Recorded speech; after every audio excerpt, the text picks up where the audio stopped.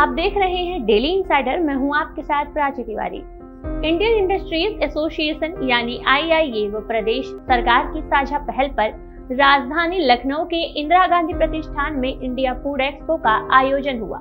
आयोजन का मकसद प्रदेश में SMME सेक्टर में फूड प्रोसेसिंग एंटरप्रेन्योर का बढ़ावा देना था, जिससे कि किसानों की आय बढ़े, उद्यमियों की आय बढ़े और साथ ही प्रदेश 1 ट्रिलियन इकोनॉमी के सपने को साकार कर सके।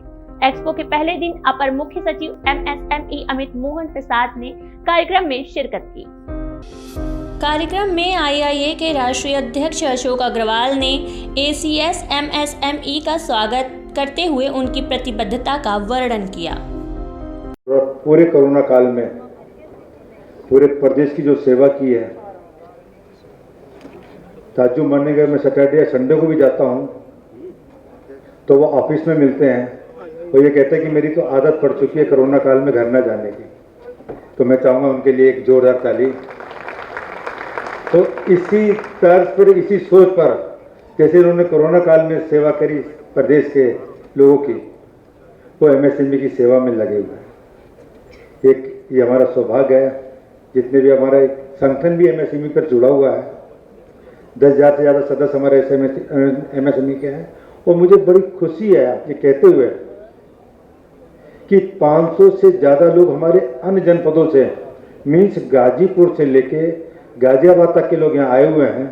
और मैं चाहूँगा कि वो लोग सब हाल में भी आ जाएं तो ज़्यादा बेहतर रहेगा, क्योंकि हर सेशन बहुत ही स्पेशल है। यहाँ IIA के राष्ट्रीय अध्यक्ष अशोक अग्रवाल ACS MSME के सामने उद्यमियों को आने वाली कुछ छोटी छोटी परेशानियों का जिक्र भी किया और उनकी बातें भी उठाई कि सब अन्य प्रदेशों के मुकाबले में फैसिलिटेशन काउंसिल हमारे यहाँ बेहतर तो काम कर रही है, लेकिन फिर भी इसके और बेहतर होने की बहुत गुंजाइश है। अभी भी हम लोगों के पेमेंट बहुत देर में मिल पाते हैं। उस पेमेंट के लिए, क्योंकि उनके लिए अलग से टीम नहीं है इस काम के लिए, कमिश्नरी में कमिश्नर साहब को ये काम देखना पड़ता है। उनके लिए एक अलग से टीम की अगर इस पर व्यवस्था हो तो शायद हमारे काम थोड़े फास्ट हो सके। एक टारगेट हो कि हर महीने हम लोगों को 15, 20, 25 केस को डिसीजन करना है, तो निश्चित रूप से हम लोगों के जो डिलेड पेमेंट की समस्या है थोड़ी सी दूर हो सकती है। और ये समस्या खाली हमारे प्राइवेट में नहीं, सरकारी विभाग में भी है। विशेष रूप से विद्युत विभाग में हमारे बहुत पुराने पेमेंट रुके हुए हैं। तो मेरा सर से अनुरोध है, इस बारे में संज्ञान लेते हुए विभाग के लोगों को, अधिकारी से पूछें भाई किस कारण से ये छोटे उद्यमी हैं, घर परिवार गिरवी रख के छोटे छोटे लोन लेते हैं, तब छोटी छोटी फैक्ट्रियाँ चलाते हैं।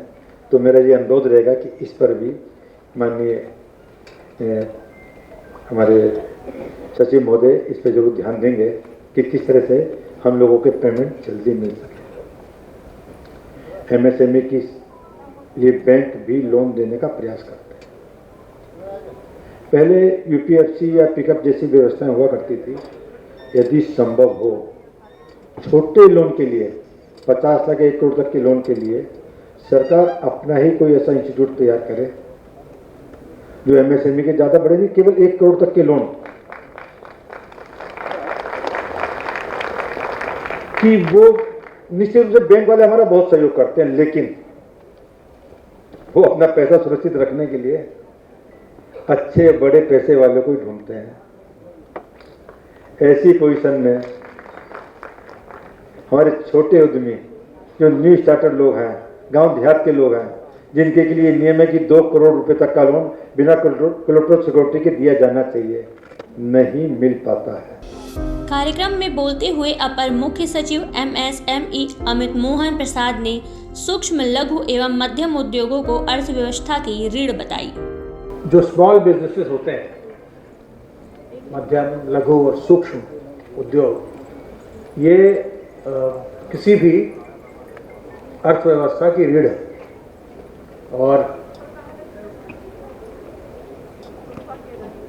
गरीबी से लोगों को बाहर निकालने का एक बहुत बड़ा जरिया है। जो सरप्लस लेबर एग्रीकल्चर में है, जिसके बगैर भी एग्रीकल्चर की प्रोडक्टिविटी कॉम्प्रोमाइज़ नहीं होगी, उन सबको वहाँ से निकाल करके और मीनिंगफुल एम्प्लॉयमेंट, गेनफुल एम्प्लॉयमेंट ये एमएसएमई का सेक्टर ही देगा और दे सकता है।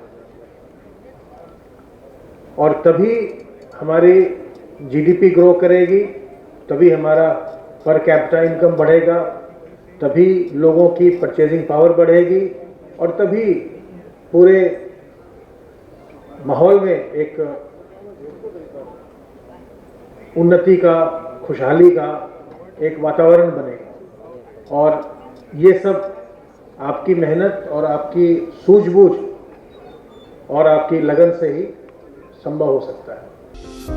वहीं उद्यमियों की समस्याओं और आईआईए के अध्यक्ष अशोक अग्रवाल की उद्यमियों की तरफ से रखी गई मांगों के जवाब पर अपर मुख्य सचिव ने कहा कि 2017 की पुरानी पॉलिसी के तहत जिन्होंने इंसेंटिव के लिए अप्लाई किया था, उन पर तेजी से काम किया जा रहा है। बहुत सारी जो ऐसी चीज़ें थी जो एमएसएमई पॉलिसी 2017 में लग रहा था कि एक बॉटलनेक के रूप में अपने आप को प्रेजेंट कर रही हैं, उनको रिजॉल्व किया गया, उनको दूर किया गया है और उसको आकर्षक बनाया गया है।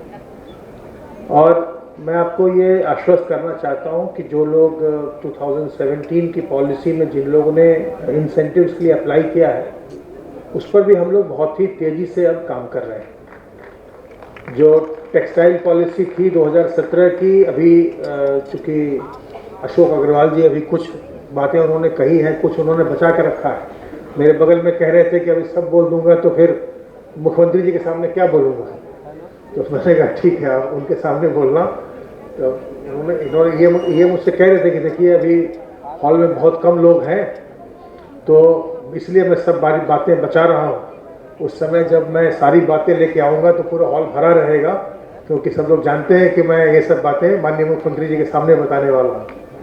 तो इसीलिए जब मैं आ रहा था तो जो टेक्सटाइल पॉलिसी 2017 है, उसके जो यहाँ पर स्टेट लेवल की कमेटी है इंसेंटिव्स की, उसकी बैठक में करके आया और 3 उद्योगों की सब्सिडी जो इंसेंटिव मिलनी है उसको हम लोग मुहर लगा करके आए, ताकि हम लोग भी शाम में ये बता सके कि नहीं तेज़ी से काम हो रहा है और तेज़ी से होगा। इनफैक्ट जो इसमें हमारी असेसमेंट एजेंसीज़ हैं उनकी संख्या भी हम बढ़ा रहे हैं, ताकि जो भी आपके प्रपोजल्स हैं उनका अप्रेजल, उनका असेसमेंट जल्दी से हो सके और जो सरकार ने आपको कमिटमेंट दिया है उस कमिटमेंट को with in the given framework हम बिल्कुल गंभीरता के साथ उसको हम और शीघ्रता के साथ उसको हम पूरा कर सकें।